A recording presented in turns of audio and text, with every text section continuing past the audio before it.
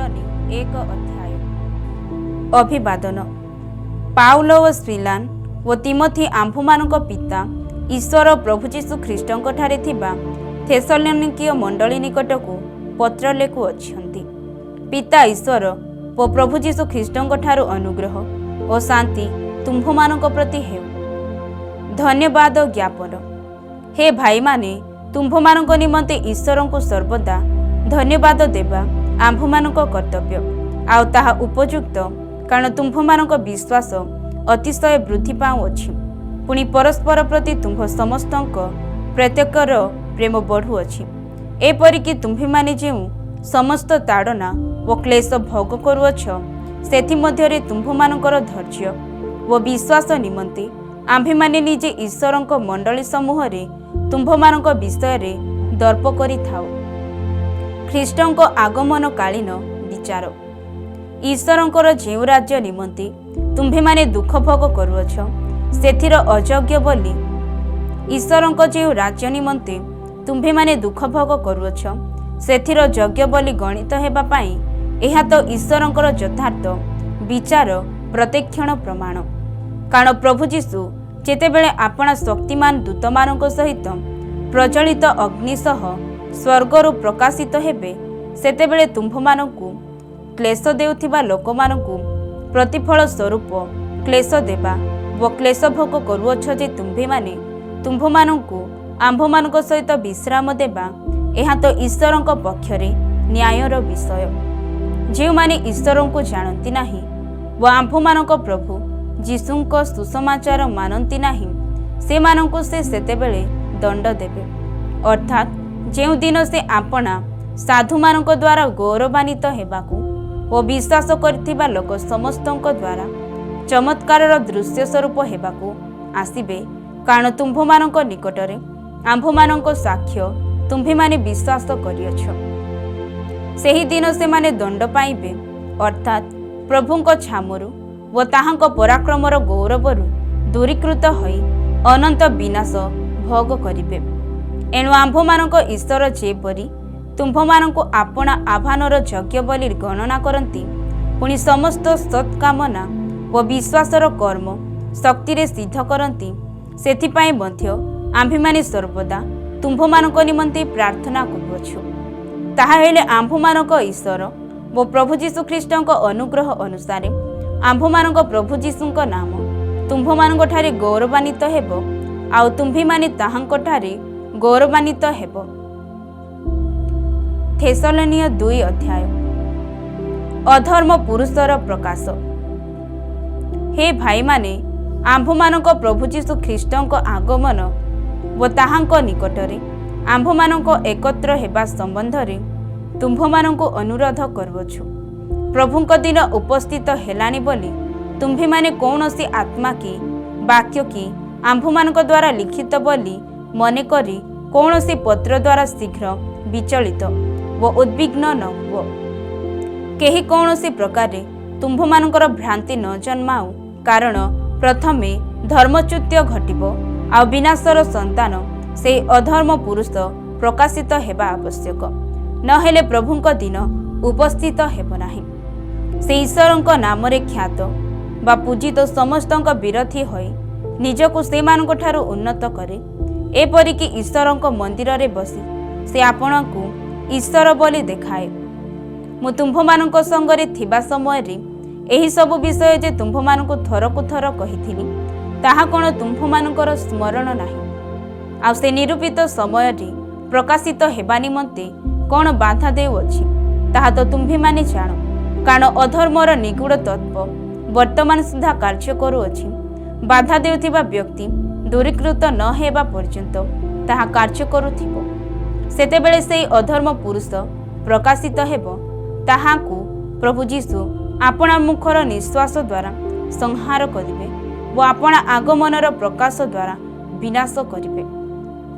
शयतानर शक्ति अनुसार समस्त प्रकार मिथ्या शक्ति चिन्ह व अद्भुत कर्म पुणी विनाश पात्रमानक निकटरे समस्त प्रकार अधर्मर छलना सहकारे से अधर्म पुरुषर आगमन हेबो। कारण परित्राण प्राप्त हेबा निमते से माने सत्य प्रति श्रद्धाभाव बही नाहांती। आउ एथि सकाशे सेमाने जेपरि मिथ्यारे विश्वास करती सेथि निमंते ईश्वर सेमानक निकटको भ्रांतिजनक शक्ति प्रेरण करती। जेपरिक जो माने सत्य विश्वास न करी अधर्म संतुष्ट होइछंती सेमाने समस्ते दंडर पात्र हुअंती। विश्वास रे स्थिर रहिबा। किंतु हे प्रभुंक प्रिय पात्र भाई माने तुम्भमानंक निमंते सबुबले ईश्वर को धन्यवाद देबा आम्भमानंकर कर्तव्य।